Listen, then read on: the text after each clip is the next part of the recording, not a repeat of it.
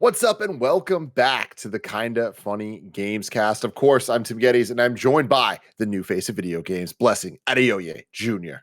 Gotta go fast, Tim. You gotta go fast. No, we gotta get fast through these intros so we can start talking about Sonic Frontiers, baby. So, continuing just that, of course, we have the Texas Street Latino Heat clicking heads and ripping them to shreds. It's the Globetrotting headshot from Twitch.tv, Andy Cortez. What's the over-under of chili dogs in this open world? I'm gonna say 0.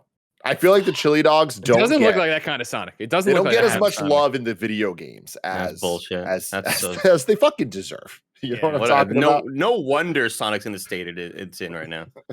What a disaster! And rounding out the group today, we have the Big Daddy himself, Game Over Greggy.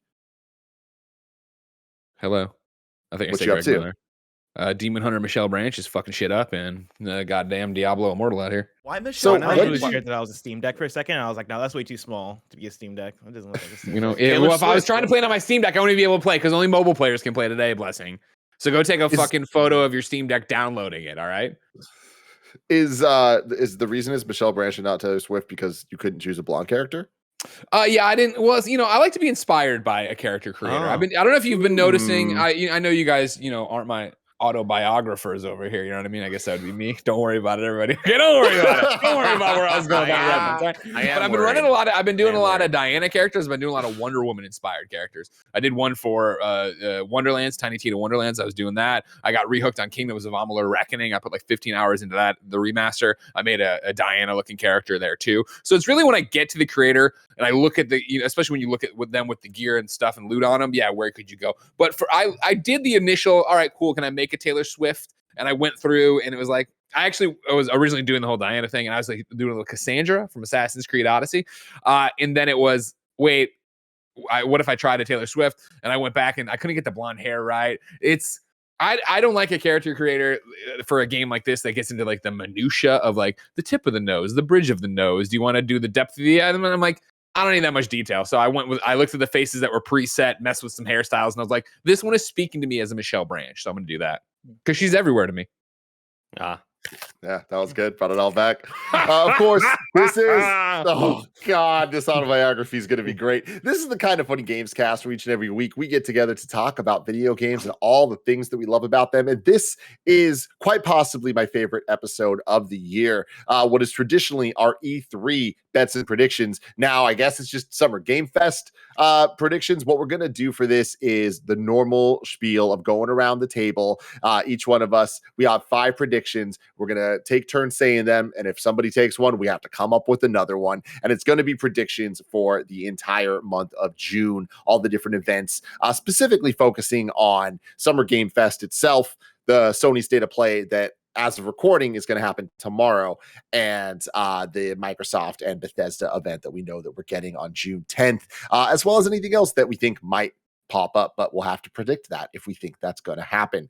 But before we even get into that, I wanted to talk a little bit about the 2 latest gameplay trailers that came out today. One for Sonic Frontiers, one for Pokemon Scarlet and Violet. But before that, this is the Gamescast. You can get it on youtube.com/kindoffunnygames or roosterteeth.com. You can also get it on your favorite podcast service by searching for Kind of Funny Gamescast. It will be right there for you. If you wanted to get the show early, if you wanted to get it ad-free, and if you wanted to get the exclusive post show, you got to go to patreon.com/kindoffunnygames, just like our Patreon producers, Gordon McGuire, Fargo Brady, Tyler Ross, Delaney Twinning, First Responder ND, Olive Party from the KF Community Discord, Julian the Gluten-Free Gamer, Alex J. Sandoval, Casey Andrew, and James Hastings have all done. It's a new month, so that means new Patreon producers. Thank you all so much for your support this month, coming through, showing up.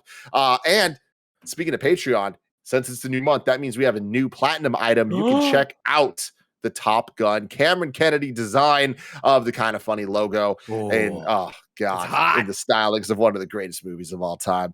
Can't wait for everyone to see Top Gun Maverick for the 4th, 5th, 6th times. Moving on from that, if you don't have bucks to toss our way on Patreon, totally cool. If you're on the Epic Creator Store, use Epic Creator Code Kind of Funny, and your purchases towards anything on Rocket League or Fortnite or any other game, money goes towards us at no extra cost to you. So that's fantastic. Epic Creator Code Kinda Funny. Today we're brought to you by Chime, Credit Karma, and MeUndies. But let's talk about that later. We got to go fast, Bless. IGN first debuted 7 minutes of gameplay of Sonic Frontiers, our first real look at the game. What are your initial takeaways? Tim, when I tell you that, when I saw that this trailer was first revealed, also, actually, before I even get into this, I got to point out 2 things. Greg took the largest bite of an apple I've ever seen any human being take. And he looked like he almost choked on it. I'm going to one-up him right now. I'm going to one-up him. And you can't do it with that tiny little mouth. Get out of here. Your mouth might be too small for that. Yeah, come on. Texas mouths are known for being small. That's why they call you the carp state. You're right, guys. You're right. It's so small. Oh, get out of here! That was a really small bite. It was one of those. I took a ridiculously big bite to see if I could make anybody crack up, and I noticed I got blessed, and then that made me crack up. You got me real good. That was the here. first thing I wanted to point out. The second thing I wanted to ask actually is directed toward Andy Cortez. Andy, I don't know if you saw this, but Will Arnett has been casted as Sweet Tooth in the new Twisted Metal series. The show can't fail. The show can't fail. Does this do it? I know you've been the hater of Twisted Metal this whole time. Has that changed your thoughts or your opinions on it? I'm switching all of the Gabe Logan slander to Twisted Metal. Who cares? Why is this a show? Did they run a survey somewhere? A questionnaire somewhere? Where they're asking, what TV shows should we make out of our awesome franchises? Who the fuck cares about Twisted Metal? Who cares? This might make people care, though. You see, they definitely don't want to play Twisted Metal video games anymore, Andy, but they definitely want to watch Will Arnett be Sweet Tooth and murder people, and Anthony Mackie and Nev Campbell run around. I legitimately, like, all of this happening with Twisted Metal feels like the most, this is in a multiverse where that game is, like, massively popular. Like, this is, you know what I mean? Like, this is the Fortnite of this universe. Like, I just don't get it. I don't understand why this is becoming a thing. And with every new star getting leaked, it just brings me more and more worry of like, this is happening. They're doing this. They're worry. They're committed. I can't wait to see like Scarlett Johansson or like another dude. That's just keep going. It's gonna be like Chris Mario Pratt. Brothers. Who's he gonna voice? We'll have to wait and find. Is he Calypso? Is he Mr. Grimm? I don't know, Andy. Are these Twisted Metal characters? They sure damn are. Calypso's the one who sets up the whole fucking thing, Andy. It's all that he's doing the Twisted Metal shit for you. That sounds like a Chris Pratt that's role. gonna be Thomas Hayden Church, 100%. That's Calypso. Tim is from the other multiverse where this is a popping off franchise. They've gone through 6 iterations of it, and like everybody just loves. Everybody like there's reveal events of people in their seats, and you see like TM7, and everybody's like, oh, like everybody freaks the fuck out. Like Andy, let me tell you, the first E3 I ever went to was 2010 or 2009, and I was at the Sony press conference. And they fucking ended that thing with the reveal that Twisted Metal's coming back. And they drove the Sweet Tooth ice cream truck out on stage. And I, along with hundreds of others, lost our fucking minds. All right? And that moment happened. And then that game came out. And then I didn't like it. In that universe, Tim, there's that like God of War 2016 reveal where like you find out that person in the shadows is Kratos, but except it's like Sweet Tooth in this world. Like I just don't care. Hey, dude, that was the PS3 era where we were popping for whatever exclusive we could get on stage. We were just happy to have a long. And that was I think that Twisted Metal game was part of when it was like we had an exclusive every month. And none of them sold because people were just like, I can't care about this and fucking Starhawk, and I'm good. Thanks, I don't need this shit. Yeah, like if they were making a Starhawk TV show, I'd be less surprised. Hey, Warhawk was great though. To get back to my Sonic thoughts though, right? Like this is one where the trailer dropped while I was taking a shower this morning, and I step out of the shower, I look at my phone, and I immediately saw the trailer on Twitter. I press play on it, and like within the first 20 seconds, I was like, noises were coming out my mouth where I was like, I need to go into my room and like not like bother Michael Haim, because I'm sure Michael Haim shares the wall with the bathroom. So I was gonna say you just hear something. Yeah, the bathroom. And that was my worry. That was honestly like no jokes aside. Unironically, my worry is that like Michael's gonna hear me making noises from the bathroom and think, oh, either he's doing some shit that I don't want to be hearing, or he needs help, and he's gonna have to like come and knock on the door and make sure I'm okay.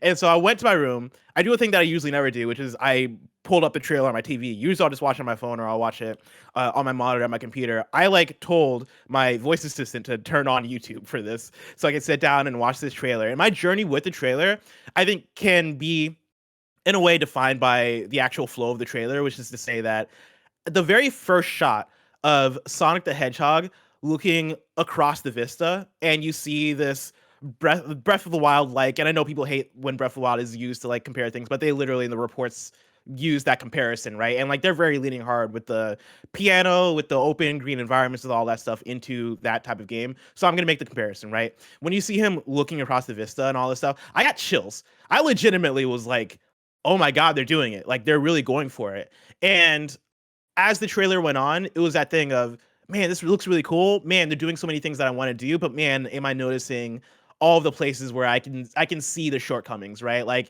some of the world design, like people are talking about the rails, and I do think the rails look goofy because they're just floating in air and they look kind of weird, right? And like those kind of being thrown in there almost like it's Mario 64 in a way where it's like, we've never made a 3D platformer before. Let's figure out how to just like fucking throw platforms in the air. Like it looks kind of like that, and that stuff I don't totally love, but I'm also not like it's the worst, right? It's just a weird quirk that I'm like, okay, I don't know about that. Quirky for sure, but it looks fun.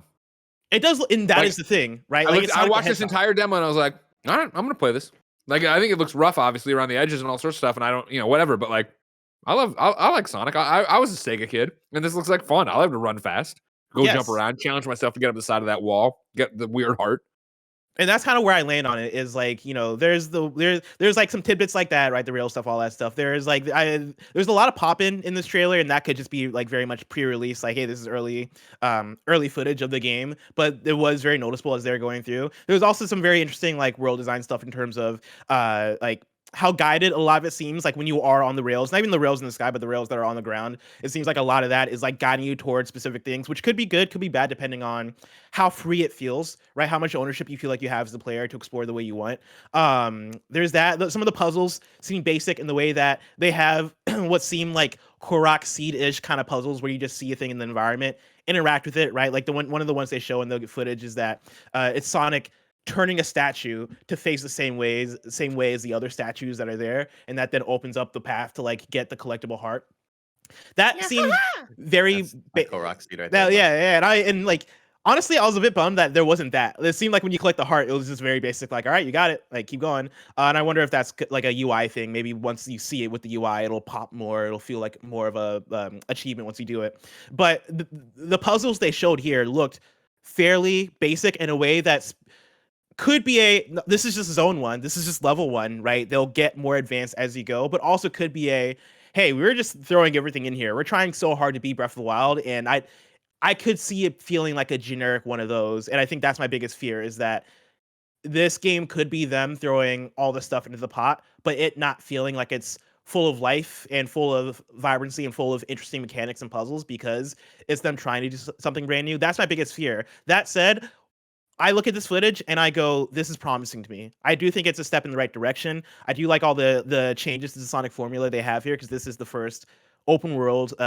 Sonic game, and this is what I've asked for. This is the combination of like that Breath of the Wild meets Solar Ash meets the Pathless. Like, let me just explore the world and solve puzzles type gameplay that I really want. Like, Sonic also does seem like he's moving at a very specific weird speed. That's another one of like my nitpicks with it, is that like he's not walking, but he's not like fast running. He's doing like like a nice jog the whole time, which makes it so that some of the puzzles, like there is one of the tile puzzles where he has to like walk across all the tiles in the right order. Yeah. Like as he's doing that, the animation for that feels kind of weird because he's going slow and it's like it's Sonic the Hedgehog. But then when he's like running across the environment, he's not going fast enough. And like again, I come back to, well, maybe that's an upgrade. Maybe as you go, you get faster. But like a lot of these are questions that I think will be answered as we get more trailers and get more gameplay stuff. And also, very important to point out that this gameplay video is very specifically the exploration video. This is not focused on combat. This isn't focused on characters. The Sonic didn't say a word during this thing. I assume we'll get cutscenes where Sonic is talking and maybe he will in gameplay, but that just isn't what this is showing. With that, I'm excited for it. Tim, as the other big Sonic fan here, like, how did this strike you? Right there with you. Very excited for it. I do think this does look like a 7, but I think that it could be a very fun 7, and I'll take that from an open world Sonic game. Like you were saying, when this thing starts off, it wasn't the shot of him looking over the mountain. It was the first shot of actual gameplay of him just kind of like running around the field. I was like, whoa, this looks way better than I ever thought a Sonic game would. There's still popping issues. I'm not saying it looks like the prettiest game ever, but it is way prettier than I expected it to, especially this shot right here where it's kind of running through the forest. Like, I think that my two biggest concerns about what I'm seeing here is, one, are we gonna get varied locales, or is everything gonna have this like Breath of the Wild kind of like open area vibe to it? Which was one of my biggest criticisms of Halo Infinite, where it was so fun to go around that world, but it started getting really repetitive pretty quickly going around all the forward operating bases because everything kind of felt the same. Hopefully this like is just the opening area. We get some different types of terrain and things like that. But one thing you didn't mention that I saw you mention on Twitter, and I agree with, is that the Mario Odyssey vibes to this. Like it's not so much the Korok seed things. It's more like there are moons everywhere and there are things to do everywhere. And none of the puzzles look like they were the most complicated things in the world, but like they seemed like fun things to just kind of do on the way to doing a bigger goal. And I like what I'm seeing here in terms of there's rings, there seems to be these blue collectible items, and then when you do one of the more puzzle-based challenges, there's like a red heart looking thing. And I like the idea of getting a Sonic kind of challenge-based collectathon platformer, more in the vein of one of the Rare games. So that kind of sounds great to me. But the biggest concern I have is, does it feel good? And it doesn't look like it does. I think that this is the first time we're seeing Sonic actually in a 3D space like this open and this kind of able to move around and do things, either just walking around an open area, running around an open area, but then also the Sonic stuff we expect of like the boosts and like boosting to different enemies or circles in the air or whatever it is, as well as the on rail stuff, both literally and like you're talking about figuratively, of just on rails gameplay of the kind of running up the side of a mountain and things like that. But combining it with new elements that we've not seen before in a Sonic, like things like the climbing and more kind of platform climb-based challenges. There's a lot of promise here. I think it might be a little too ambitious, having not had a solid 3D Sonic game ever, in terms of like this type of platforming, to be like, you know what, we're going to go big in open world. That's going to be a lot to take on, especially with the Breath of the Wild comparisons, where I think it's going to end up being more Mario Odyssey than Breath of the Wild, and I think that's a good thing for Sonic as a character and what type of gameplay it can kind of focus on and allow.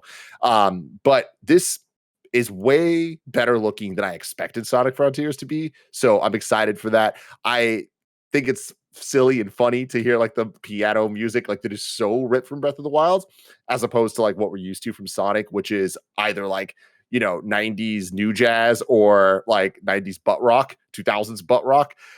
So getting this, it's like, oh, it's a different vibe. But like as the 7 minutes go on, like I like the rise and escalation and how epic it all is. And I imagine, unlike Breath of the Wild, I think there's going to be a lot more variation in the music. And I think that during the action scenes, that hopefully, like you're saying, this trailer focuses more on exploration. Like the next trailer, maybe we'll get bosses in combat, and like I expect some super tight music to go along with that. Like even characters, because you don't see any of the other traditional Sonic characters, right? There's no Tails, there's no Knuckles, you don't see Eggman, and I wouldn't be surprised if like you see maybe a couple of those. Like Eggman is like the villain in every single Sonic game, so I would be surprised if there's no Eggman, even though they do talk about Sonic is in a different, it seems like, dimension or universe or something like that in this game, so maybe not. But even with that, right, like for this game to be so open and again Breath of the Wild, like I could see, I feel like with that you could give Sonic a glider, and the glider could literally be Tails. I feel like that kind of writes itself. I couldn't imagine being in the game designer room and being like, well, we got to do that, right? Like that is the natural thing, and I'm very excited to see what they do with that, because there's gonna be cutscenes, right? There's gonna be other characters that Sonic is talking to, and I'm very excited to see what they do with that. And to your point, like there's not been a Sonic game that has wanted you to like really breathe with the 3D Sonic game specifically. That's really wanted you to breathe with the mechanics in the way that it seems like this one is going to, right? Like it seems like for the exploration stuff, for the puzzle solving, it is going to be you and your boost, and I imagine a spin dash, and it's going to be them like creating puzzles around all these mechanics in a way that for modern 3D Sonic games, I think the things that has made them fun when they have been fun has been the things that have made like on-rail shooters fun in the way that, when I think of Sonic Unleashed for the traditional Sonic levels, it is cool.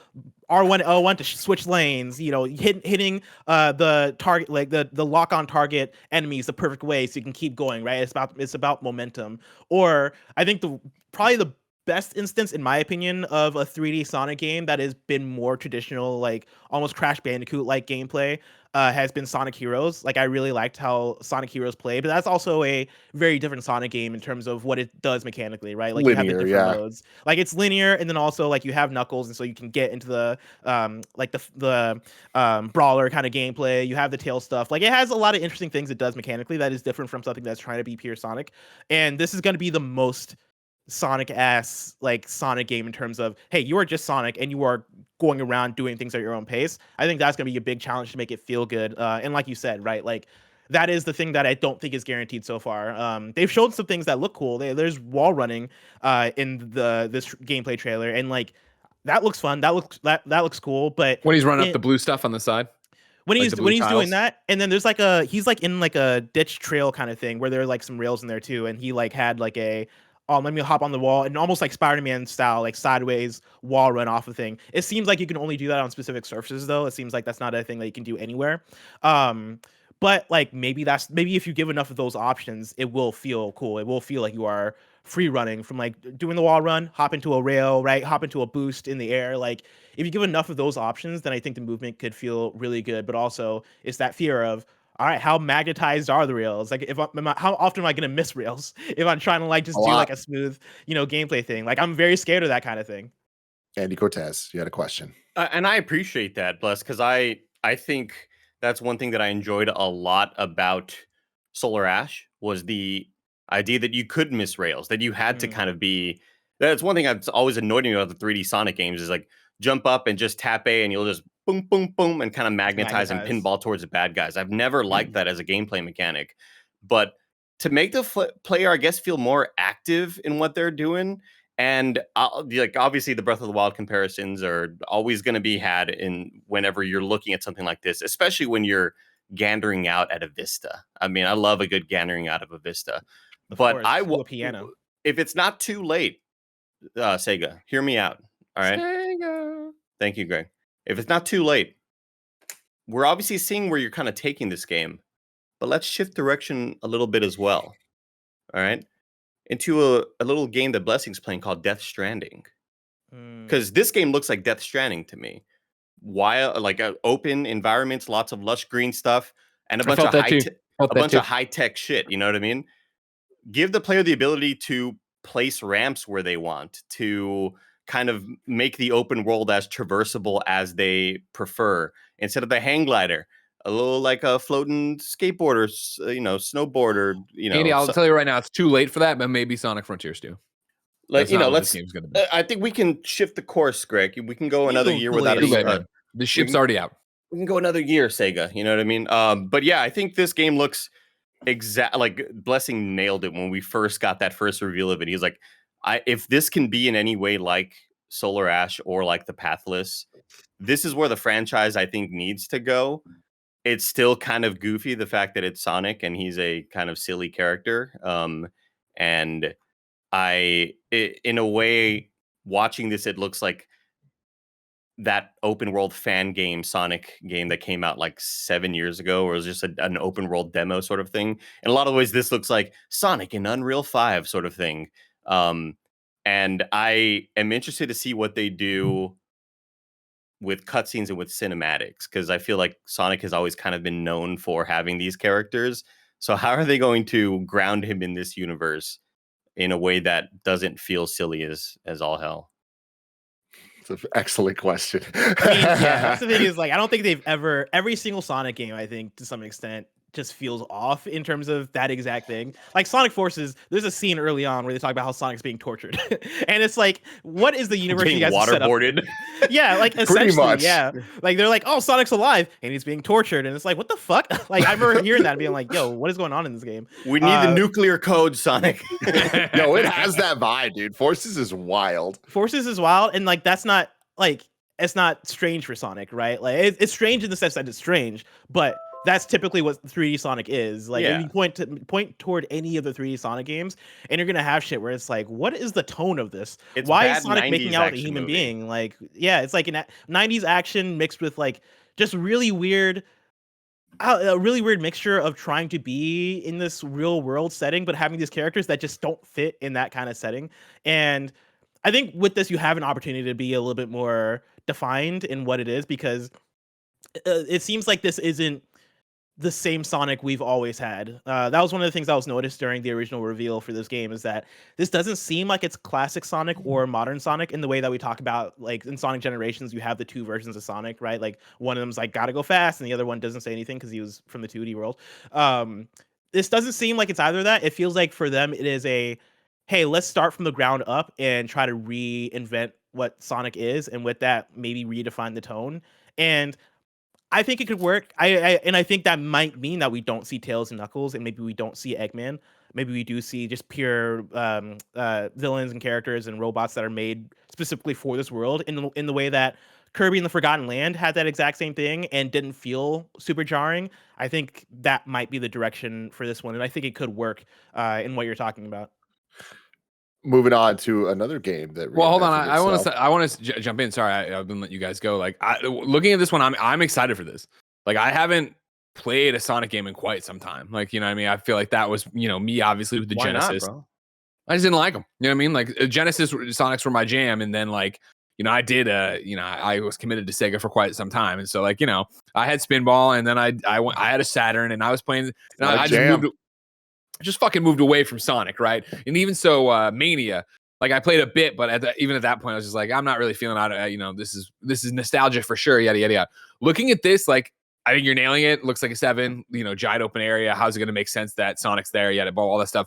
But it does look like I could see me enjoying running around and grinding out those rails and getting the coins, and then doing these puzzles, and hopefully they evolve and get tougher and more enemies and things like that. Again, I know we're looking at exploration, but even at the one segment Barrett pulled up where it was just free running, not even doing the coins or doing the puzzles or whatever, like that looks enjoyable. It reminds me of all the times you see hey Greg, look at this Unreal demo somebody made of a Superman game, where you're just flying, and like that flying looks fun. That running looks fun. And I hope they're able to populate that world with stuff to do. And the little things they're doing right there, I'm like, I can see myself. This is enough to make me want to try it and invest time with it. And hopefully it evolves and gets tougher.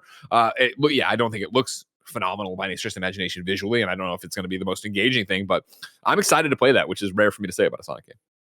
Hell yeah. Are you excited to play Pokemon Scarlet and Violet, Greg Miller? Yes, I am as well. That was another one. Obviously the trailer dropped. I think we're about to watch it and do all that stuff. But, Arceus was sounding good. And when I started that, I enjoyed what I played, but it was in the middle of review season, so I had to move on to the next thing. And before I got back to it, they're like, oh, hey, we're also going to do another Pokemon game this year, but it's going to be the modern futuristic Pokemon. And I was like, oh, well, I enjoy that world so much more than I'm rubbing two sticks together back here in Arceus, and look at me, I'm some kind of mage, right? No, I want to be in this one. So I was already eyeing this one, interested in it. And then the trailer today, Tim, I thought seemed really cool. And then the announcement of open world, take on the gyms in any order you want, do all that stuff. Sounds interesting too. Yeah, I mean, I'm kind of right there with you. This trailer, it looks like, it's definitely more Pokemon, and we're getting a lot recently, and it's different styles, but I don't think that they're different enough to like have me look at this and be like, I can't wait to get my hands on it. But at the same time, it's like, although I'm not extremely excited about this, I kind of think that so far they're getting everything right from what I would expect and want from a new next generation Pokemon game that has learned from Arceus and things like that. I really dig a lot of the character designs we're seeing, like even just like how cool some of them look. Like this one girl earlier had like the green streak in her hair. Like if that's the rival, maybe there's a shot that like for the first time in a long time, we're going to get a rival that's not just like, here's your friend that like is kind of a doofus. Like I'm hoping we get some cool rivals again, because that's been a big criticism of mine. But yeah, like the different locations look great. Graphically, it's like I mean, I know that it's been 30 years, whatever, but I can't believe we're getting a Pokemon game that looks like this. Like this is like in so many ways a dream come true. It's just I feel like it's been a lot of iterative decisions to get us here. So sure, hard to be super excited, but definitely stoked about this, and the legendaries we see at the trailer. Like, I'm like, all right, you know what? I'm digging this idea of kind of the techie versus the more old school rustic vibes we have going on with them. So definitely a Violet boy. I definitely loved how the legendaries looked. I was shocked, like towards the end of the trailer, and Barrett's showing you right now if you're a video watcher. When you had that transition, I was surprised how much I was like, oh, legendaries, they're about to show the legendaries. And as you see the shots already, I was like, dude, these look really cool, and I cannot wait to catch one of these guys. Like, I'm probably gonna go for. I assume the one on the right is gonna be in Violet, and I think with that, I'm also gonna be a Violet boy right there with Tim. But yeah, I think I'm pretty much along the same lines as you guys in terms of my reaction to the trailer. Like, I've been kind of broken by Pokemon lately, in the way that, as a kid, absolutely adored Pokemon Red, adored Pokemon Gold, loved Pokemon Emerald, and then just fell off because I didn't get the DS or the 3DS. So I came back in during the Switch era, right, with Pokemon Let's Go Pikachu, and then followed by Sword. And Sword was one that halfway through, I think I had realized that I had grown out of Pokemon in a way that had really bummed me out. I was just like, man, this feels like the same thing. I feel like I'm going through the motions. Like, I do like the theming of it being like this, UK soccer sports vibe of it. But in terms of gameplay, I felt like it was so by the motions and so iterative. And then I had the thing where I played Pokemon Brilliant Diamond, felt that even more, hopped into Arceus and was like, finally something different. And for whatever reason, I just couldn't get back. I couldn't get into it. And now looking at Pokemon Scarlet and Violet, I'm like, fuck, I can kind of go for that, actually. The cycle continues. The cycle it's like this weird broken, like, I guess Pokemon just at its heart is just like basic fun for me, and I think at this point I'm down for it. I'm not expecting anything crazy. I'm not expecting anything innovative. I don't know why I said that with a UK accent. Innovative. But that said, the 4-player co-op was cool, bless. Innovative. The 4-player co-op is enough to make me go, damn, I can't wait to play this with friends. Like, that was the thing that surprised me in the trailer. And the fact that it is open world, 4-player co-op. And of course, like, I'm sure that's going to come with limitations. I'm sure that's not just going to be us, fucking about like all over the map and like doing whatever we want. I hope it is. I'm excited for it. I hope it is too, because that would be super awesome. And like the stuff that they showed in terms of the interactivity, right? Busting out, like being able to just like trade your Pokemon, like throw them back and forth, or like I assume you can bust out in battles however you want. Like, I know these aren't crazy ideas, but it's still enough to make me go, oh, that seems fun though. Like, they can make it feel like more of an alive experience when I'm playing multiplayer. Like, that was enough to sell me in. I think it looks really neat. I love the art style, obviously. The male protagonist looks pretty sick. Let's hope we get a lot of really cool, or the male like boss or whatever that guy was. Let's hope we get a lot of really neat customization. Yeah, that guy is just super hot. Look at this dude. Bruh. Oh yeah, for the first time ever in Pokemon, 2 different professors. Based on the game, what game you get. That's pretty cool. Yeah, I think I'm also. I don't know at this point who's getting Scarlet, if I'm being real, because Violet has like this hot ass dude, and then also the cool legendary. Not to say that the lady professor isn't hot, but like, I mean, she got some Gia action going on, so I don't know. Maybe I'm team Scott. No, not. I will say though that this might be the first Pokemon that because a lot of people had issues with my controversial statements last year, and I'm here to address those statements where I said that if you are a default fire picker, you are the worst of humanity. Basically, and where if you are a default fire picker, and by default I mean that like doesn't matter how the fucking dude looks, if you're just picking fire no matter what, that you're the person driving in neighborhoods at 2:40 in the morning with your loud ass muffler, like you're the guy double parking really badly and shit. But this one, I like this little fucking red dino. I think he looks cute as shit, and I think this is the one where I'm like, all right, I'm ready to go red again. I haven't gone fire in a long time. I usually kind of default towards grass for whatever reason, because I think the last couple of years, the grass Pokemon have been popping off. Love, big Grookey fan. This looks cute as shit. I'm super stoked to see a different sort of realized world where they are learning from their past like mistakes in quotes. But I do agree with Tim where it has felt really iterative. Like we're getting the smallest improvements every generation. It's like, let's just have that real big, gigantic sort of improvement, which is why Arceus kind of worked for me in that way, because it was this sort of brand new breath into the wild, breath into the franchise. Yeah. Yeah, I'm Also, on the shout out exact to- opposite side of you, which is great, where I am an anti-Leaf type person, and for the first time ever, I'm going to purposefully choose the Leaf starter. Wow. So Wow. Eric, can you bring up the starters real quick? I forgot who they were. I mean, And the only one we really need to talk about is Quaxley, because that's the actual Quaxley. That's The the Donald actual Trump true. one. Yeah, I was gonna say Donald Trump, right? True starter right there. That little boy splashing in the water there. Yeah, the other two. we got Sprigatito, Fuecoco. Fuecoco was the Fuecoco. one. Fuecoco Yeah. was my pick. Yeah, The Fuecoco red was dino. cool, That's what I'm saying. Yeah. Yeah. And look, and here's the thing. I'm not saying that you're a terrible human being if you pick red every now and then, but if you're the type that like I'm getting red no matter what, you know, I don't want to see you ever in my life again. They got Toby Fox on the 1s and 2s for at least one of the main themes of the game, which No has me super way. excited. Yeah, That's wild. yeah, for like the grass stuff. He tweeted about it today. The overworld theme. Yeah, like it was just sick. He did the battle theme or one of the battle themes for like the battle tower for Sword. And I went back and listened to it today, and that shit is so fire, and it is so Toby Fox, and so I'm very excited to see what he does. He tweeted today, I had the honor of composing the field music for Pokemon Scarlet and Violet. After creating a concept sketch, Game Freak arranged it into many versions that you'll hear throughout the game. You can hear a bit of it in this trailer. Sick. A few more Toby Fox tracks will appear in the game, too, so please look forward to those. This time, my music is not optional. That's awesome. Yeah. We're about to get to our predictions like we promised, but before we do that, let me tell you about our sponsors.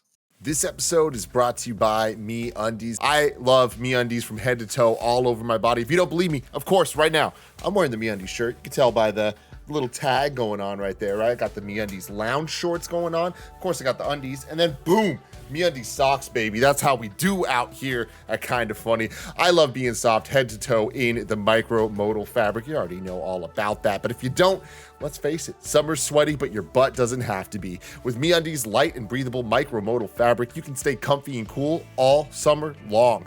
They have super fun seasonal prints and tons of styles to choose from, but if you just like classic black, that's totally cool too. They got a bunch of just bold colors for you to go for. They have super fun seasonal prints, tons of styles, and sizes extra small to 4XL, so you can bring the beach to your butt without ever leaving your living room. MeUndies has a great offer for all of you first-time purchasers. You can get 15% off. If you sign up for their free-to-join membership, you can apply that 15% off to their already discounted membership prices. To get 15% off your first order and 100% satisfaction guarantee, go to MeUndies.com/KindaFunny. That's MeUndies.com/KindaFunny. Tell them Tim Getty sent you. Shout out to Chime for sponsoring this episode. No one likes waiting on a paycheck, especially when you've got bills due. Good thing there's Chime. Now you can get your paycheck up to 2 days early without direct deposit. That's up to 2 more days to save, pay bills, and generally just feel good about your money situation. But Chime is about more than just getting paid early. It's also an award-winning mobile app, checking account, debit card, and optional savings account. So what are you waiting for? Hopefully not your paycheck. Get started with Chime today. Applying for a free account takes less than 2 minutes. Get started at chime.com/KFgames. That's CHIME.com/KFgames. Banking services and debit card provided by the Bancorp Bank or Stride Bank NA. Members FDIC. Early access to direct deposit funds depends on payer. Get started at chime.com/KFgames. Shout out to Credit Karma for sponsoring this episode. Want a new credit card but not sure how to choose? You don't need to apply for the first offer that you see in the mail. Credit Karma can help you zero in on the right option for you and apply with more confidence. I love Credit Karma. I've been using it for years to check my credit profile, make sure everything is good and on the up and up. Credit Karma uses your credit profile to show you offers that are tailored to your financial situation. Credit Karma partners with a wide range of card issuers, so you can be sure that you're exploring all sorts of options. Best of all, Credit Karma uses your credit data to show you your chances of approval before you even apply, helping you apply with more confidence. Comparing cards on Credit Karma is 100% free and most importantly, will not affect your credit score. That is huge. Credit Karma, create your own karma. Ready to find the right card for you? Head to Credit Karma and check out your personalized mix of offers today. That's creditkarma.com or hit up the Credit Karma app to find the right card for you. That's creditkarma.com. All right, here we are, boys. I set it up at the beginning. We went way longer talking about Sonic and Pokemon than I expected, but hey, that's what this is. We love video games. There's a lot to talk about, especially in June. You know what I mean? The season's in the air. The original video game season. It's not review season. It's not backlog season. It is hype season. It is prediction season. It is E3, season. Not E3, Summer Game Fest. Let's fucking go. Like I said, we're going to be going around one by one, giving a prediction. Each one of us will have a total of 5, and they are predictions for all of the June showcases. I want to start with... Oh, I thought the Discord cut off. Yeah, no. I was thinking. I'm trying to think of the order of where I want to go. Who wants to go first? I'll start off. Andy Cortez. I beat you. Start off. I beat you. Faster than me with words, not with your feet. Go ahead. I'm so scared you're gonna take one of mine. I know, me too. Yeah, because there doesn't seem to be a whole lot. That's why I wanted to go first. I think this will be. Actually, I'll save that for later. Hopefully, y'all don't get to it. KOTOR remake. I think we're getting KOTOR remake.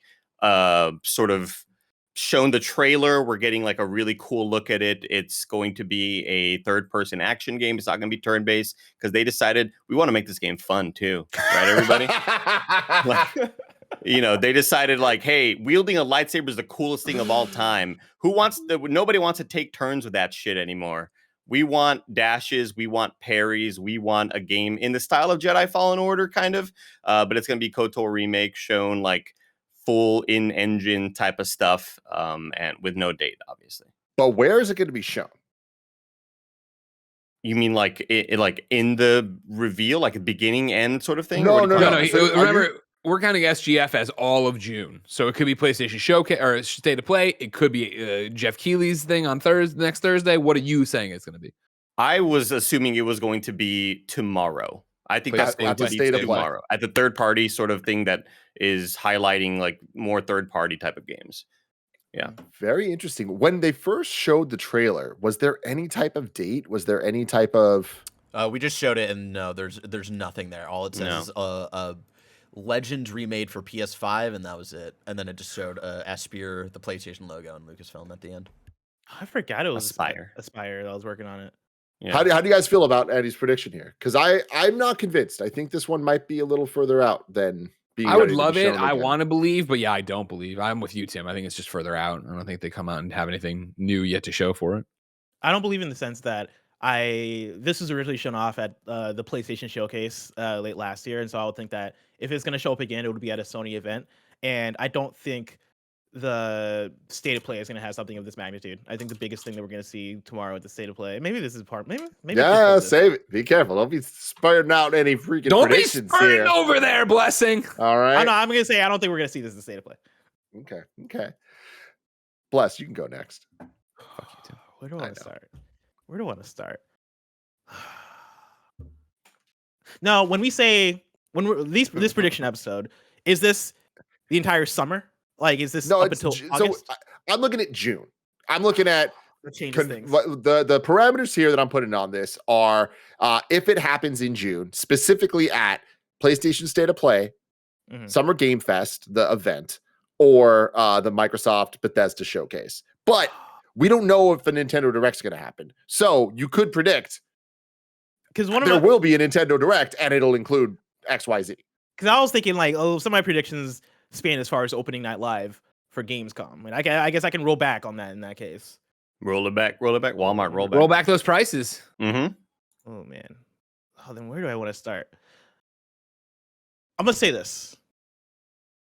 There will not... No, because that's more summer. I'll say this. Machine Games, their Indiana Jones game is going to be revealed at the Xbox event, and it'll look surprisingly like Uncharted, and it'll be an Xbox exclusive. I love that. I it's similar to KOTOR for me, where I feel like it still might be a little early based on what we know about that game. But Machine Games, pretty good. They've shown like their development cycles seem to be a little quicker than the longest out there. So I don't think it would be the most unlikely thing, but I don't think it's a sure thing, but I'm really excited about it. I do think that whenever we do see it, it will be like you're describing. I think it's going to be an Uncharted clone to some extent.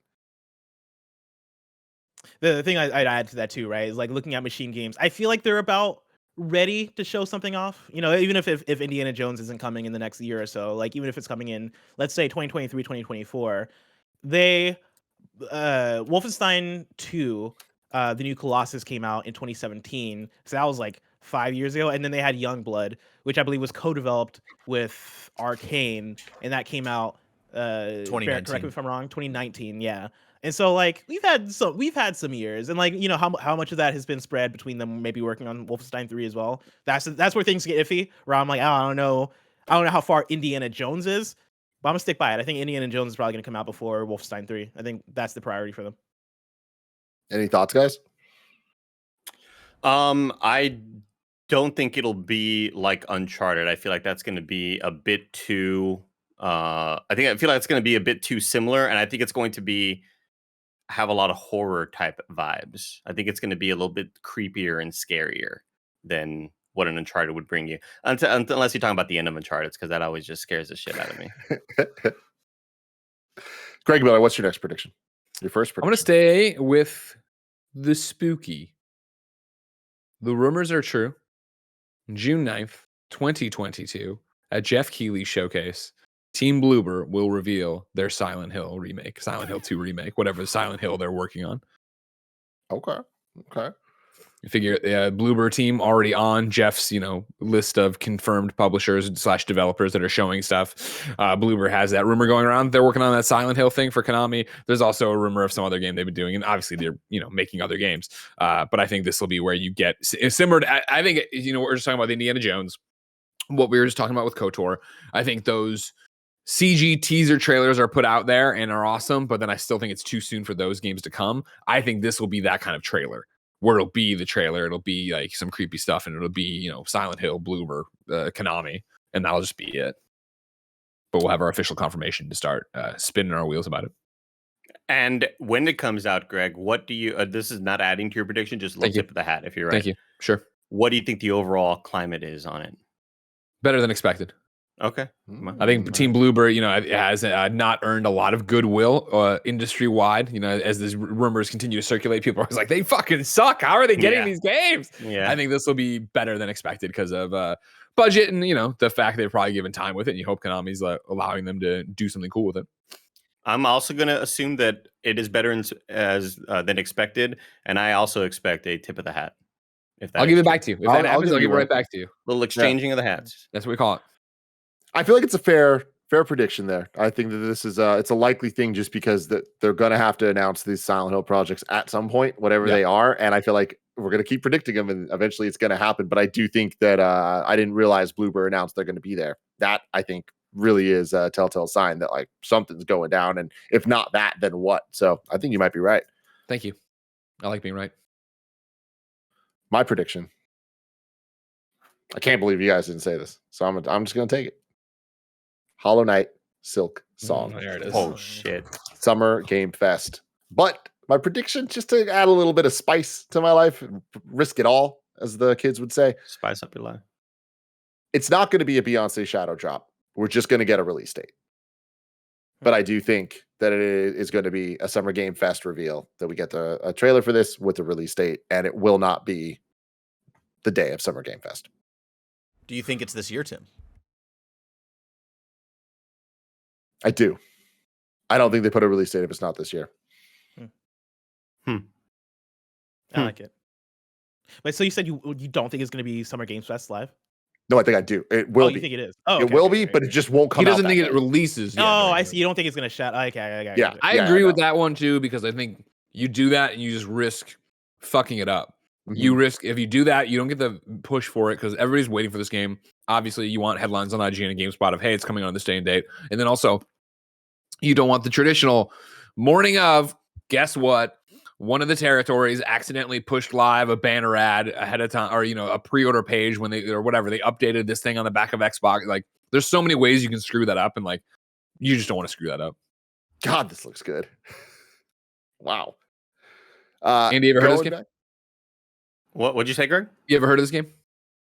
Yeah, I've heard of it once or twice. I don't think we'll see it at Summer Games Fest. I think we will see it in a Direct in the fall, which is just that's not my prediction, but I'm just throwing that out there. Wow. Yeah. Then what is your next prediction?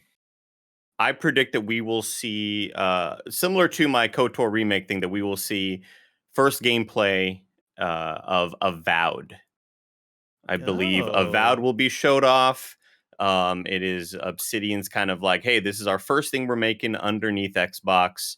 You all saw a CG version of that earlier. And this is our sort of taste of what you can be getting from this world. I'm expecting some narration in a world deep beyond the fog or whatever the fuck. And yeah, we're going to see some little gameplay snippets. Nothing enough to where it's not going to be like a big deep dive or anything like that, but it's just going to be a, you know, you're running through a land. What game is this? This is mysterious. Guess what? It's Avowed. Guess what, motherfucker? Mm-hmm. And what I'm think, Greg? And I'm a wowed. Oh, you think you're gonna be wowed? Yeah, I think it's gonna be good. If you're wowed, tip of the hat to you. Tip of the hat, thank you. I definitely think Andy will be wowed. I think Andy will be wowed for sure. Yeah. Do you think we see it though? I can go either way with it. You hope so, right? It looks cool. It's time to hear more. When's the last time we touched base on it? Last year, I believe. This announcement trailer was 2020, and I think this is. I think this is the only trailer that we have of it. Quarantine, man. Here's my thing. I would have assumed that was 2021 Xbox. My thing is Obsidian. They're like an Insomniac where they're just working on everything, aren't they? Mm-hmm, right? Like they last year they announced Outer Worlds 2, right? They're working on Grounded. Grounded is still, I think, technically early access. I don't think that ever came out in full release. I assume they're still working on that. And then the rumor is that they're possibly working on another New Vegas as well. And so with that, I feel like not all of those are going to come out. And I don't know if Avowed is the one that breaks. You think Avowed is the one that breaks? I think it has a better chance of breaking than some of those other projects. I think Outer Worlds 2 is for sure going to come out. I assume the New Vegas things maybe still in talks, or like, you know, that hasn't been announced yet, so I understand why that would be the one that bites the dust. But Avowed, I feel like a new IP coming out of them that is essentially going to be a Elder Scrolls like game that was announced before. I believe it was announced before Microsoft acquired Bethesda. Like, do you really need one of those when Elder Scrolls 6 is announced? Like, I could see it biting the dust. I could see us never seeing that game again. I don't think we see Elder Scrolls for another 9 years, 3.5 to 4 years. So I do think that it happens. I think that you can have more than one first party epic fantasy game. Yeah, I don't see Skyrim coming for, or not Skyrim, but I don't see Elder Scrolls 6 coming for a long time. Because they also have Fable, so they're not scared of having these a few high fantasy games. God, where the fuck's Fable? A long ways out. I'm pretty. Is that your prediction right now, Greg? God, where the fuck's Fable? My prediction, where the fuck's Fable? At the end of the Xbox showcase, I will say, God, where the fuck is Fable? Bless. God won't answer. So I have a large multi-part prediction. Whoever is breaking down the points, I'll let you do it the whatever way you want to do it. But here's my prediction, and this does span the summer a little bit, but I'm going to try and pull it and make the bulk of it about things going down this June. I think there will be 2 big PlayStation summer events. I think, and that includes tomorrow's State of Play, and so that's not even a prediction because we already know about that. But tomorrow's State of Play is the first one, and I think the second one will be a VR showcase. I don't think we're going to get the traditional here's games coming to the here's big first party games coming to PS5. I think that's going to hold on off until fall. So that's the first part of it, right? The 2 biggest reveals at tomorrow's State of Play are going to be the Horizon Call of the Mountain gameplay, which we already know about. That's not prediction. But then also, I think we're going to get the Stray release date for July 19th, 2022. And I think those will be the 2 big things. I think everything else is going to be like, you know, here's third party, here's like other things. But like those will be the 2 highlights, right? For the PSVR 2 event this summer, I think the 2 biggest announcements there are going to be one more first party title, first party VR title in the way that Horizon Call of the Mountain is one. And then also that Half-Life Alyx is also revealed for the platform and is coming day 1. So there's my big PlayStation there. Yeah, my big PlayStation roundup for you. It's close but no cigar. My next prediction is this. Tomorrow at State of Play, one of the several games in development for PlayStation VR 2. It's going to run like this. When they get to the PlayStation VR 2 section, they'll open with Half-Life Alyx, showing you that that's coming to PlayStation VR 2. They'll show you what's next from Team Asobi, and then they'll end with Horizon Call of the Mountain, actually some gameplay showing you what that actually looks like. The other two will be more like teases. Here, I'll just, for Sizzles. PlayStation out there, and here's what's next from Team Asobi. Nice. Nailed There it. it is. There it is. I hope Nailed so. it. Crushed it. Hey, then, if you want to, my bonus point tip of the hat is I think when they go to the blog to talk about these games, they're also going to mention that the Ghostbusters game that got announced for Quest 2 is going to be a PlayStation VR thing, but they don't want to just show the same trailer that is already out there. I'm going to jump off of what both y'all predictions are doing with a little bit more. I do think that tomorrow's going to be focused on PSVR 2. I'm up there with Greg with, I think we're going to get a couple games there, but my prediction is a little bit different. I think that throughout June, we will see 3 games from Capcom. And I think that we will get at least 2 of them at PlayStation State of Play tomorrow. Those 3 games. Resident Evil Village DLC. And it will be shown off tomorrow with VR support for PSVR 2. And Greg will pop up on the bottom right being like, too bad this isn't as good as fucking that one game. Oh, fuck the medium. And I'll tell you what, it just makes people so angry when the truth said. You know what I mean? And they're like, I can't, the medium was a 6.5 or a 7. And I go, yes, that's what I'm saying. Resident Evil was less than that. You clowns. Wow. Eating the AAA soup. Oh, it's a vampire and a werewolf. This game's boring and that guy's fat. I'm done. Do you think the DLC centers around Big Lady? I think the DLC centers around you put it on and go into a Capcom boardroom and they apologize to you. I can't wait for this. Board spelled B-O-R-E-D. Next up will be Street Fighter 6 gameplay. Oh, man. I hope, man. And the final one will be Resident Evil 4 remake. Yeah. So but my thing is, I know some of those seem a little simple, so I only want my points if I go through all of them, you know. Andy. Okay, you get bonus points from me. So whoever's keeping track, like a 0.1 bonus point. These 3 things that you just revealed, how many of them are going to have the intro of this video snippet we're seeing being, hey, audience member, you don't know what this is yet.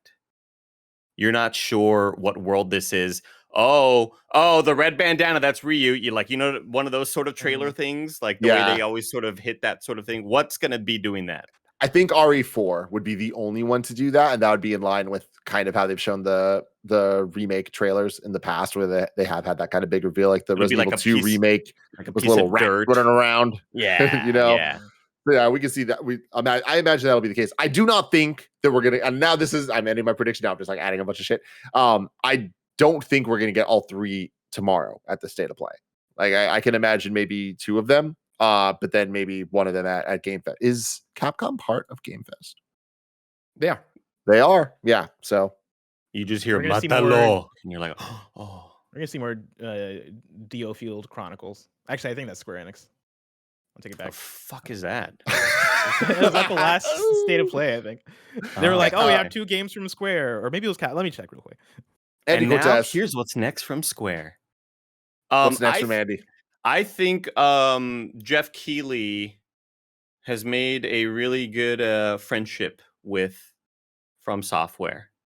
And I think we will see an Elden Ring DLC announcement at the Summer Game Fest. Won't be anything wild, but we all know that Elden Ring had kind of gone gold for a while. They were just working on bugs and things like that near the end. So I think that they've been in the kitchen cooking up a little DLC for us. And I think Jeff Keighley will get that announcement. And I think this will be the sort of confirmation that Jeff Keighley is going to get the From Software stuff from here on out. Okay. I think that's a slam dunk prediction. But I also think it's one of those things of, if it's not there, people are going to be like, oh, damn, this Game Fest wasn't that good. So I feel like they need to have it there. Like, I think that a lot's riding on Keighley building that, just like you're saying, because I do think that Elden Ring clearly was the star of the show last year, and kind of building that momentum to prove what Game Fest is, I think is very important. The home for From Software announcements. Andy, I think your prediction is level-headed, and I think thank you. you are probably more along the lines on the right trail than I am, because my prediction also involves From Software and Jeff Keighley. I think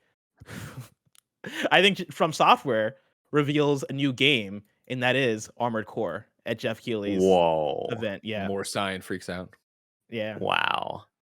So what type of reveal are we talking? Are we thinking Metroid Prime 4 logo? Are we thinking CG kind of, here's a super short thing of a guy getting in the cockpit, and then like, I don't know what Armored Core's sort of thing is, but like I don't actually know what this game is. Yeah, like I haven't played an Armored Core in forever, but I just loved the mechs back in the day, so I just tried to play anything mech wise.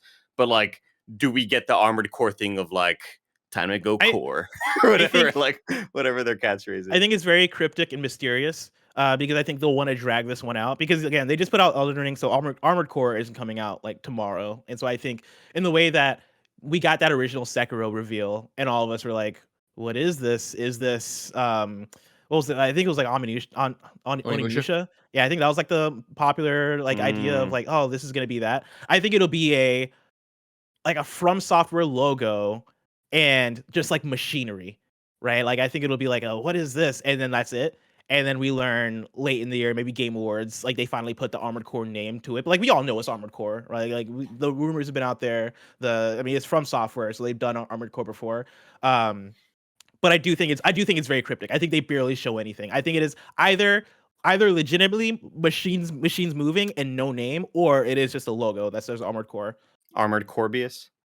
Thank you, everybody. No. There we go. Everyone's been a great episode. Thank you. Greg Miller. Where do you want to go, Greg? Where do you want to go? Take us on the journey. I think it's just a scary time of year. Yeah. And I think June 9th, 2022, the rumors are true. Jeff Keighley will debut gameplay for Callisto Protocol. I think it'll go there, and I think we'll get a release date for the fall. I think they will try to hit this year. They've said they're this year. I think they'll try to hit this year. I think you'll get a nice little trailer. It'll be narrated by the one, the only Josh Duhamel, the star of this game. And I think, you'll get some gameplay. You get to see some action. You'll get a release date at the end, and I think it'll be before Dead Space in January. Very interesting. Very. You think it's coming out that soon? Again, that's what they've said, and they have been ramping up talking about it and doing all their normal beats for it. I mean, this could be a great chance to delay it, but again, they have been ramping up to making it look like they're going to do it, and I think this could be their big coming out party, and they get to do it. And I think again, you do have to, in some ways, worry about Dead Space. And I think they do want to beat Dead Space to market because, of course, this is Glenn Schofield. This is Striking Distance. These are the people who made some of the people who made Dead Space, some of the people who made Dead Space 2, a lot of ex-Visceral people, right? And they're making a game that is meant to be a modern one. And while they were working on it, EA's like, you know what? We'll remake it. Like, fuck. All right. I think you want to get out in front of that. I think, again, it's been cooking a long time, and they've been, good about hiding it for the most part, like, and not hiding it like in terms of like we don't know anything about it, but like, hey, we've played our cards close to our vest and we want to make a big impact, and I think you can make the big impact here. This is some educated stuff too of the way Jeff's interacted and talked about Callisto Protocol. I don't have it in front of me right now, but I know I made some eye emojis at him, I think, when he was visiting Striking Distance, and then he made an eye emoji back at me. So I think right there is all the confirmation you need that this is fucking happening. Wow. But I mean, it might not be. Maybe it's not. The June 9th event. Maybe it is. Gamescom. Maybe something happens there. Maybe whatever. Maybe it's Game Awards. You know how Jeff's always traveling, doing stuff. Maybe it's just going up to say hey to Glenn. Who knows? Yeah. But I'm gonna put it out there. I'm gonna do it. I think the evidence is there. I think you're right about everything. The one thing I'm a little iffy on is it releasing before Dead Space, but also I think you're making a solid case for why it might. So interesting stuff. My next prediction is also one that I think is real 50-50. Like, I feel like for a lot of our predictions this year, it's like probably, I was saying this before the show, this might be my least exciting prediction year I think we've ever had at KindaFunny in terms of predicting this season, just because it even just feels like the amount of shows are limited, or they're not what we expect them to be. Like the PlayStation State of Play, we're not expecting it to be a PlayStation E3 show. It's going to be a third-party State of Play, and right? Also, I feel like there's less rumors. I feel like by this time there are so many things that are in the ether. Oh, Star Fox Grand Prix is happening. Oh, there's going to be a new Donkey Kong game from the Mario Odyssey devs. Like, there are so many things that we usually hear, and trailers that would have already came out by now that just aren't there. Yeah. And like no word from Nintendo. It's unlikely. No word from Ubisoft. Like there's just a lot of things missing. So all eyes are on these events. And I think because of that, like there's a chance for a lot of letdown and just kind of like, okay, that was fine. But thinking about if those are the events and games that have been talked about, rumored in some way, shape, or form, leaked somehow, and Keely, I'm doing it. I'm doing it, Blast. I'm stealing it right from you. Boom. Death Stranding 2. God damn it. At Summer Game Fest. It'll be announced. Will Kojima be there on stage? I'll get a tip of the hat. I'm gonna say yes. Only for the tip of the hat. I think you're spot on. I think now that Norman Reedus has spilled the beans, I do think now's the time to like come out and just own it and own the message and go, here is Death Stranding 2, especially as Kojima, who's not afraid to announce things early on. Death Stranding 2 must have been in development for a while now, right? Like Death Stranding 1 came out in 2019. The director's cut came out like last year, right? And so they've been working on that as well. But you know, when that game was originally announced, that was what it was. MGS5 came out in the fall. A few months later, Kojima sits down to shake hands with Andrew House. And then that E3 6 months later, they revealed Death Stranding for the first time. Kojima, what a timeline. What a fucking timeline. Like the timeline for that is insane. And so Death Stranding 2, I think it's just a matter of time before it is actually revealed, especially now that we know it exists. And we know how quickly they can work, right? Yeah. I'm Andy House. I had to throw that out there. Because last year we got the director's cut at Game Fest. Right? Huh. Yeah, we did. Yeah. So interesting. Andy Cortez, what's your fourth prediction? I know you said that there's little to no word from Nintendo. And this is probably the dumbest prediction I will make. But I think at the end of June, we will get a Nintendo showcase, blah, blah, blah. And a different team that's not the Odyssey team is working on Odyssey 2. We will get a Mario Odyssey 2 reveal in the same way that Galaxy 2 kind of just was more of Galaxy. We're going to get a Mario Odyssey 2 reveal. And I'm sticking by it. So based on no rumors whatsoever, based on gut feeling. Leaping off of that, I think that elements of it might be right, but I don't think that they'll ever make a Mario Odyssey that's not made by the Odyssey team. Like I think that team is so specifically their high profile platform team that I just can't even imagine what other team would even be able to take it on. So I just know at Nintendo, there's a lot of other studios that we're constantly asking, what are they doing? What are they doing? What are they doing? Whether it's studios that have announced stuff in the past that have just gone completely dead silent on, or just studios that we aren't aware of what the hell is happening behind the scenes. What are they doing back there? The Meatloaf Mom. So yeah, I do think we do get a Mario Odyssey 2. Bam! It's out now. Not now. Yeah, I think that your prediction of June Direct is not likely, but not impossible. But I do think that I would take it, and I'm not using this as a prediction, but I would think that if it did happen, I imagine we will get whatever the Odyssey team is working on next. I don't know that it's Odyssey 2, but I think it's a safer thing to say. Like, we're going to find out about that game this year. Because at some point, I guess I'm also at the point, Tim, where it's like, when are we going to get the Breath of the Wild 2 or not DLC, but just release date, finalization of everything, if not sometime this summer? That's where my sort of head is. And I think wherever they do show that will be where Mario Odyssey 2 is shown. Tip of the hat. I think Game Awards is a likely placement for Breath of the Wild 2. Yeah, that or they have like a fall direct. Like, yeah, I don't think we'd hear any more updates on Breath of the Wild 2 for the summer. We'll hear that, I think, later in the year. And Andy, I know it's like a slim chance now of like Nintendo like kind of popping up out of nowhere. But I think I was listening to the one and only Grub Snacks, hosted by the one and only Jeff Grubb, and they were talking about like, I think it was last year. It was like the first Tuesday of June or the first Thursday of June, kind of like the week before the direct is when they announced that the direct was happening, like the following week or something like that. So, or maybe it was Nintendo like Nintendo, or it was like 2 weeks before or something like that, and they were kind of like the week after all of the Summer Games Fest stuff. So there's still a little bit of time, a slight chance there, especially with how close they kind of announce directs now. So yeah, 24 hours, Nintendo. Get back to me. Turn it over. Bless. Oh, man, you took the win out of my sails, Tim, by doing Had to the do it. Destiny 2 thing, because that was going to be my. I think I almost feel like that's a given. I feel like it has to happen.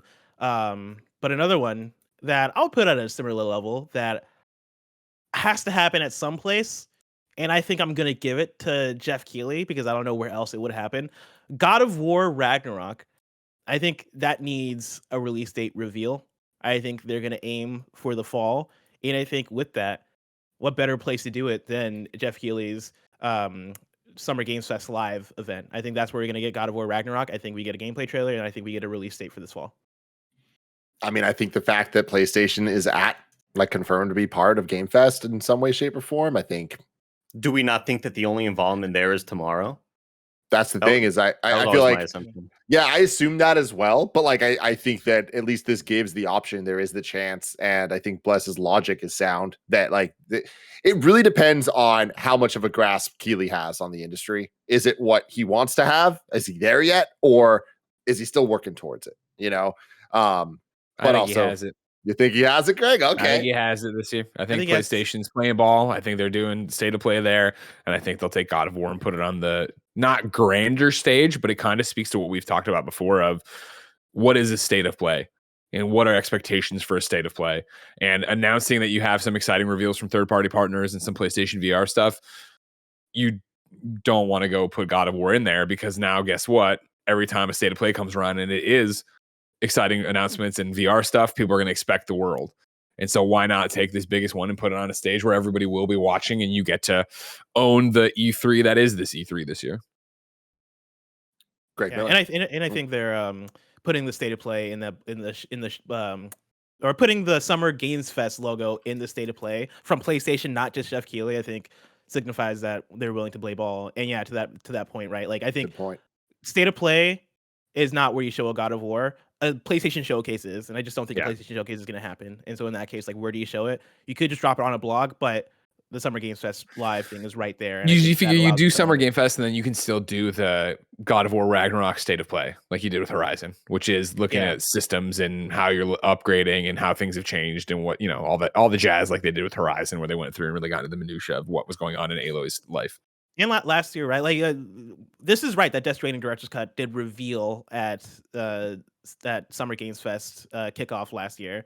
And I know that's Kojima, which kind of makes it into a different thing with his relationship, but that's still a PlayStation published game on console, and then also on a much smaller scale, right? Like the Deviation Studio partnership with PlayStation was announced at Summer Games Fest kickoff as well. And so like they've done stuff with them before, and obviously like there's been other things like Game Awards where you've seen PlayStation stuff happen as well. Like I think they like Jeff Keighley enough to have something like this there. And especially with like last year, like having that Elden Ring moment, like seeing the other like kind of big companies seeing that and being like, oh, well, if he's going to be able to have Elden Ring and that's like the biggest game this year, like we might as well play ball with him now. Elden Ring gives Jeff Keighley so much juice to hit up other companies to like get the biggest of the big games in there. Craig Miller, prediction number 4. I had one I really liked, but as I got closer to it, I think I know too much, and I will never predict. I will never use a prediction where I actually know fucking shit. So DM it to me. You won't think it's interesting. Maybe you will actually. I'll DM it to you in a second. How many? We have 2 left for each one of us. Get spicy, Greg. Well, no, it's just like I'm gonna keep running with my fucking theme. Cool. Tomorrow. PlayStation State of Play. The rumors are true.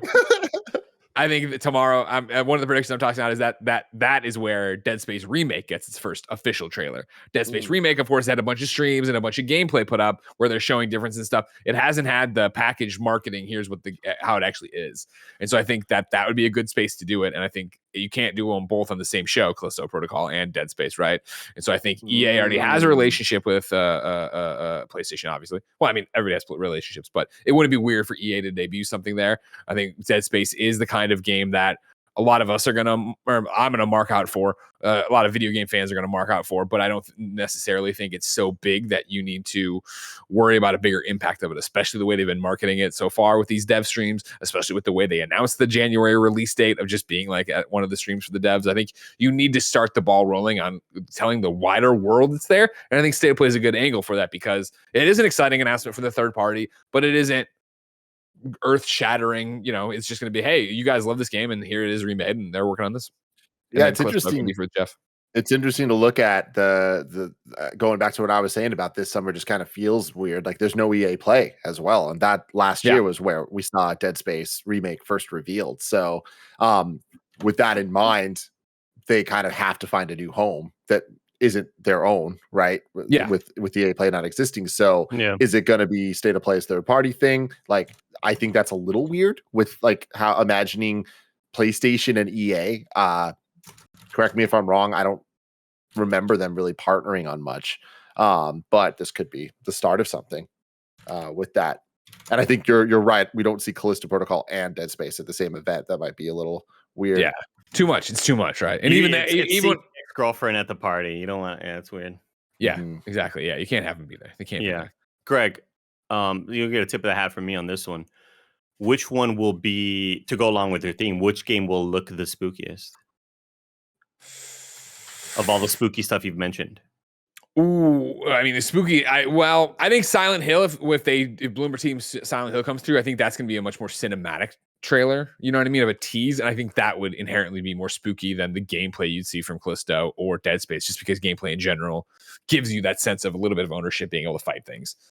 Gameplay wise, what do I think? Which game do I think will be scarier looking from the gameplay reveals? I would think probably Callisto. I think Callisto is going to, because I think Dead Space, we kind of know what's up. Necromorphs, okay. Like Isaac and do the thing. I can't wait for it, but like, okay. I don't think it's going to be nuts. That's cool. My next prediction isn't going to be mind-blowing or anything, but I'm very confident about it. And it's that Final Fantasy 16 will be shown tomorrow at the PlayStation State of Play. That's a solid bet right there, Tim. And I mean, I'm just going to add on to it. I'm going to be excited about it. I'm going to look at it and be like, this game looks like it's for me. And that sounds like a no-brainer. Like, oh, of course, Tim likes Final Fantasy. I tend to not like the more fantasy-based ones. And so far, this has kind of been given those vibes. But it being the team from Final Fantasy 14 story-wise, I've only ever heard amazing things about that. So I'm excited to see more about this. Hopefully, we get some more details on it and like any type of idea of release for it. But I think I'm not confident enough to say we're going to get a release date from the trailer, but I do think it'll be at the State of Play tomorrow. My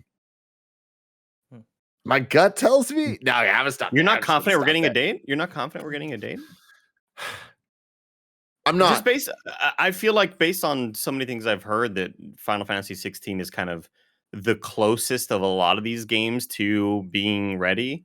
I think there will be a date, Tim, and I cannot wait for this fucking game. Like, hell that's yeah. my prediction. My prediction is that I cannot wait for this game because as y'all know, I just never really played a whole lot of Final Fantasy throughout my years because they were always turn-based, and I just never liked it. And except for 10, I played 10, Tim, and I know you like 10.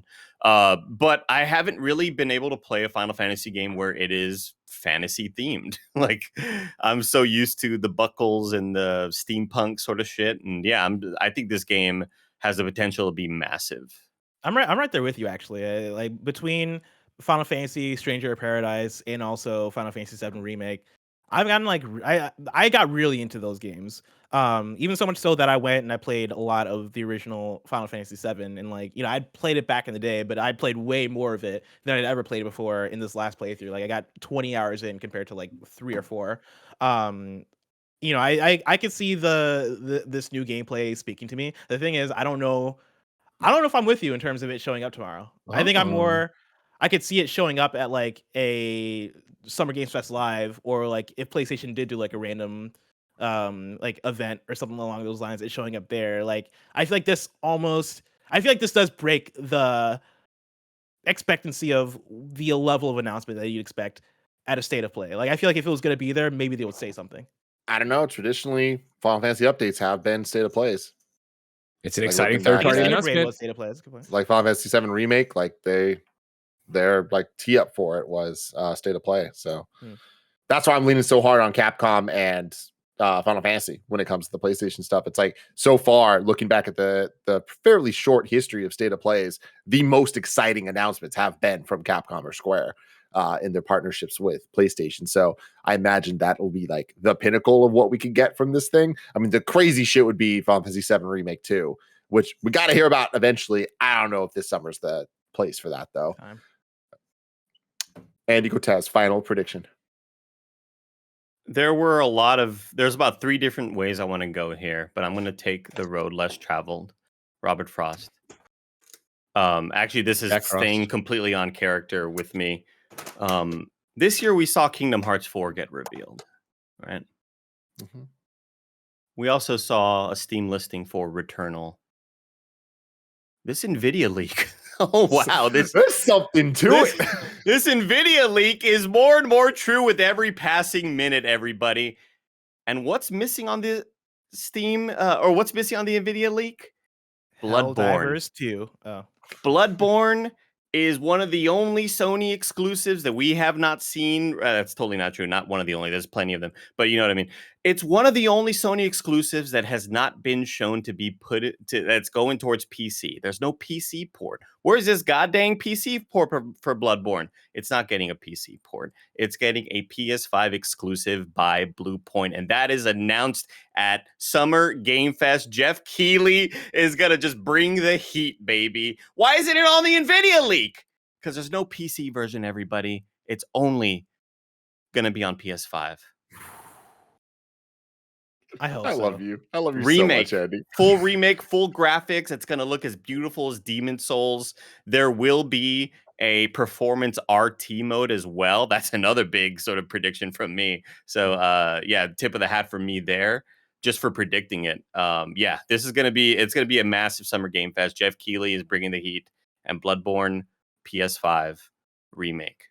Get ready. Wow. That would be incredible. But that definitely, to me, I'd be surprised if that was a Game Fest announcement. I can see more of a PlayStation Showcase vibe. The only reason why I really think that it won't be at a PlayStation Showcase is that it's possible that maybe I'm definitely not overhyping this. Everybody's excited for this fucking game. But like I feel like Sony would be okay giving that off to somebody else while they focus on their non-remade games. It's like obviously stuff. I think Sony's still going to show off Last of Us Part 1 remake, but I do think that I think Sony likes to hold and showcase what Insomniac is working on and what Sucker Punch is working on. Like I think that's where they are going to do all that stuff. And Bluepoint, known as sort of the remake house, known as the port house, they are going to get their showcase. They're going to have their game shown off. I also do think that this project, compared to other projects, would be a bit on the lower end of like what they would consider brand new, because Bloodborne is more of a recent game. Like it was only last gen, right? So that's that came out in like 2015.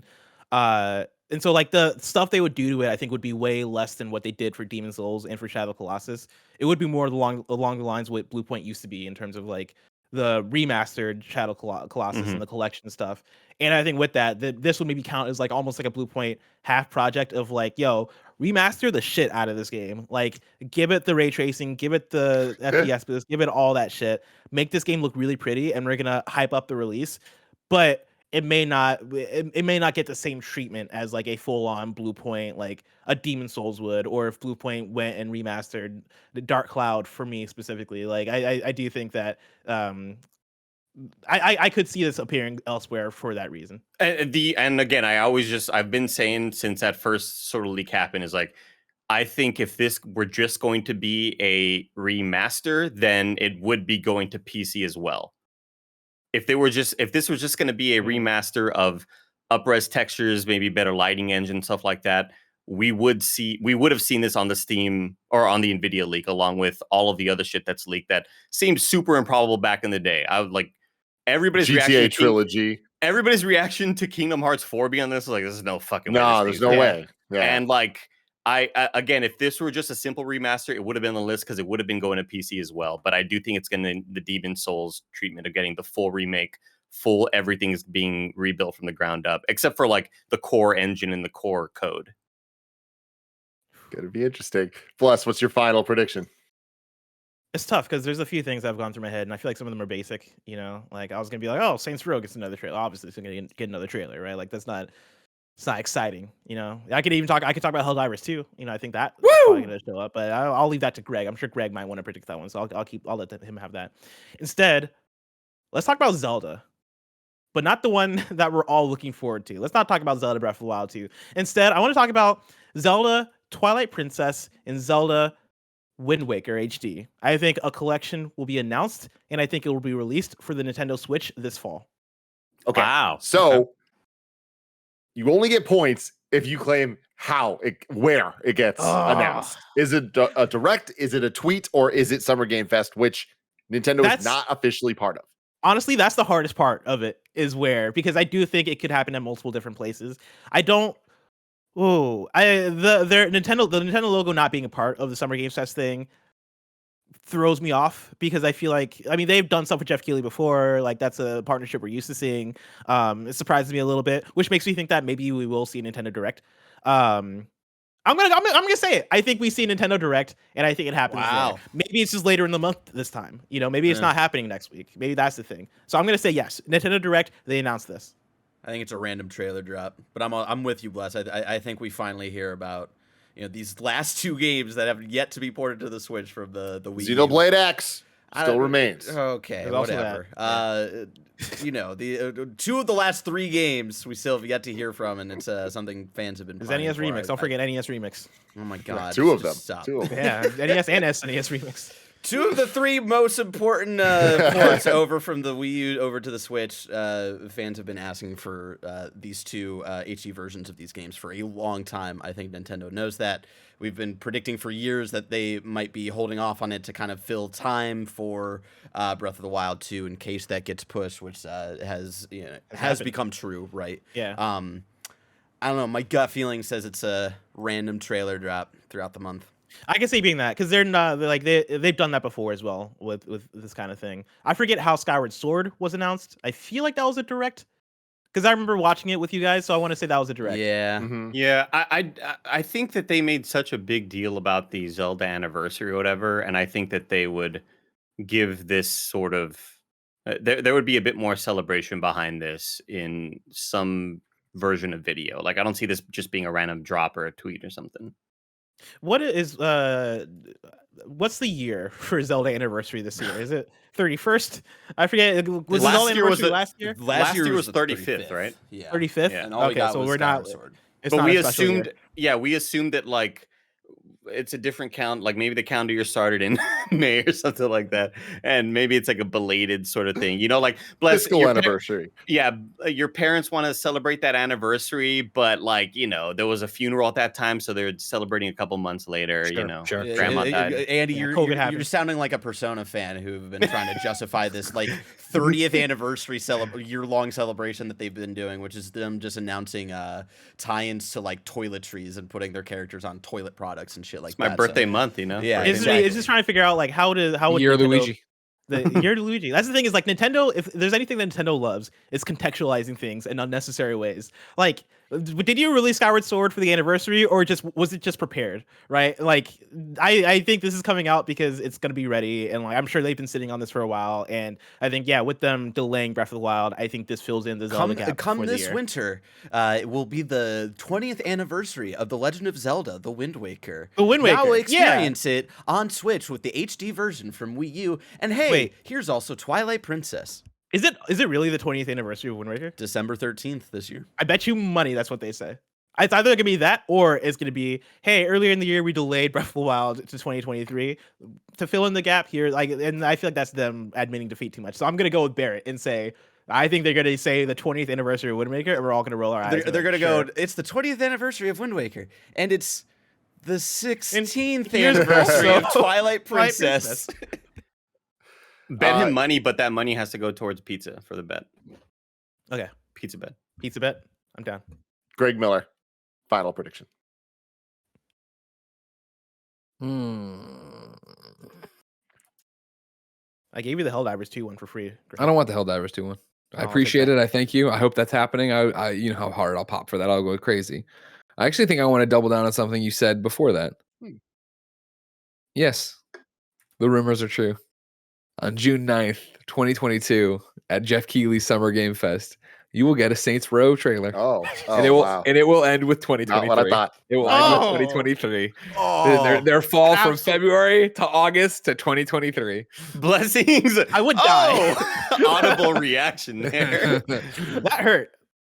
I don't like it. I don't like you putting that energy out. All right, man. I'm not trying. I mean, like that game, has not wowed since any of its debuts or things, and I think they will keep working on this, and they will keep trying to get to where they need to be to find the fun and make sure they don't kill this franchise.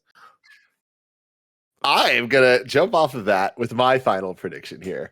And looking at my last one, I was like, I'm not sure what I want to go with because I don't think any are like spicy enough or fun enough or whatever. Some are easy and some are just like unlikely. But I'm gonna roll the dice on this because I want to keep it spicy.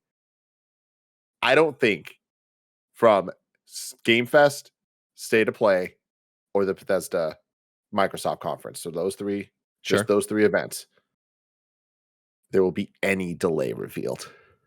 Wow. Not a single delay revealed across those three events. Okay. Pretty bold. It's a bold call in 2022, but you know what? Double or nothing, everyone. I mean, Xbox got the first party ones out the way with Starfield and Redfall. There could be third party stuff. Like, there's that game Arc Raiders that was announced at Game Awards that I think got a 2022 day, and there's no way in hell that game's coming out in 2022. I bet you that's the one that fucks up your prediction. I bet we see that at some point, and they're like, actually, it's 2023. You'll get a tip of the hat then, if that's the case. But yeah, now before we get to the post show, are there any? Go for it. Yeah, before we get to the post show, Blessing, I slacked you what I knew, and I said I didn't think you'd care that much about it. Did you care that much about it? Not really. A little bit. Yeah, see, told you. Not really. Okay, cool. Just make sure. Honorable mention that I believe that over the past couple years I've worked hard enough to at least get me a sixth prediction. That will count. This is no tip of the hat bullshit. This is like an actual prediction. You just want a bonus prediction. You just want a sixth one. Bonus prediction. Yeah, bonus prediction. Hispanic Heritage Month happened, right? It happens. I believe that at Keighley's thing as well, Summer Game Fest, we will get a reveal of BioShock 4. Oh, that'd be hype. Yeah, I think it's about time, right? We've been hearing about that for a long time. 2019, I think. Airship games? All right. Cloud Chamber. Close. I was going to say Cloud Imperium, but they're working on Star Citizen, which is looking to come out 2029. Yeah, I'll believe that when I see it. Wow, that's dude. If literally a third of the things that we predicted will be at Summer Game Fest or at Summer Game Fest, it's gonna be awesome. Like, we think Summer Game Fest Live is gonna be the greatest show of all time. I love that for Jeff. Hey, I'm hopeful. Not so much I guess, but games I wanted to bring up. Greg, I feel like we talked about this recently, but where do you think we see Last of Us remake? If that's real, I mean, well, whatever. I think you'd see it at Game Fest. I think you'd see it at the Jeff's thing on the 9th. Because Last of Us first announced at Game Awards under the Keighley joint. Exactly. He's already got a relationship with them, right? Maybe even hold on to, depending on when it's coming out, you could hold on to Gamescom and do it at Opening Night Live. But yeah, yeah, I would maybe do it there, and that's where you do the big reveal and push that it's coming this year if it's coming this year. Wonder Woman. Do we see it? Oh, anywhere? God. Oh, no. I wish, but no, it's too early. Yeah. You forgot about that, didn't you, Andy? Yeah. Here's what I'll throw out. NetherRealm, their next game. Oh, fuck. That has to be soon, right? They have to announce that soon. I don't think we'd see it in June. Yeah, that could be Opening Night Live. Like announced for next year. Yeah. I think at this point I've resigned that it's probably gonna be Mortal Kombat, and I'm very okay with that. Yeah, as far as like Wonder Woman and DC stuff goes, I think they might want to hold off on doing any other stuff that isn't Gotham Knights right now. Get one of these Batman games out that aren't Batman games that have been worked on at this point for 9 years. we got to go back to the dome. I forgot about that. That's probably there is the dome. When does the dome take over our lives, Tim? Usually, is that October? It has October taken over. And we never left that at that point, that's too late to show Gotham Knights again because it's supposed to come out in October. I don't think it gets pushed from that. I think they need this game to come out this year. If it doesn't, I don't know if we ever see Gotham Knights at this point. So, I think they need this game to come out this year. I think before they show off any more Suicide Squad, show off any more Wonder Woman, and actually like what that game is, I think they got to double down on Gotham Knights for the next few months. Couple questions I have here. Or the thing I'm most excited to find out is TMNT Shredder's Revenge release date. I mean, I imagine that has potential to be a shadow drop at some point, but I do think we're getting that game in June, so we'll find out soon. And then the other prediction I was going to use, but I don't feel great about where it would lie, is Mario Kart 8 Wave 2 DLC. And I feel like that would be the perfect Game Fest type announcement where it's like, hey, here's some things to be excited for. It's not anything brand new. We all know it's coming, but like, here's the tracks, here's the date, here's all that stuff. But Nintendo not having their logo on the Game Fest thing makes me think that won't be the case. But at the very least, I think that at some point in June, we're going to get that announcement in some way, shape, or form, even if it is just a tweet. One of the predictions I was going to make, it was going to be regarding Saints Row, and I was actually going to be pretty much the exact opposite of Greg's prediction. I think we get a new Saints Row trailer at Game Fest Live, and it turns out it came out in February. It's been out. It was going to be the one to change everybody's mind. I think we see that trailer and we all go, "Ah, shit, this game actually looks pretty cool. I'm actually excited about it." Coming this August. Which, plus, you and I were already on that with the previews that had come out recently. Yeah, like the latest round of previews. I saw the behind the closed doors, and I was like, man, I think they're just bad at showing this game. I think this game looks awesome. They're doing a bad job of like putting out trailers for it. And with that, everybody, this has been our Sonic Frontiers Pokemon Scarlet and Violet preview and our summer Game Fest season predictions. Thank you so much for hanging out with us. We're about to do the exclusive Patreon post show with Kinda Feudy. Can't wait for that. Let us know in the comments below what your predictions are. If you're excited, or if you expect we're gonna get kind of a bummer summer Game Fest season. I'm hoping for the former. But we'll have to wait and see. But until then, I love you all. Stay tuned to youtube.com/kindoffunnygames, twitch.tv/kindoffunnygames. If there is a major showcase, we are going to be live reacting to it. There's going to be a ton of coverage across all of our different game shows here at Kinda Funny. So please hang out. We're going to be doing cool stuff on the TikTok. So check out Kinda Funny Games on TikTok as well, or Instagram, Kinda Funny Vids, Twitter, Kinda Funny Vids, all that stuff.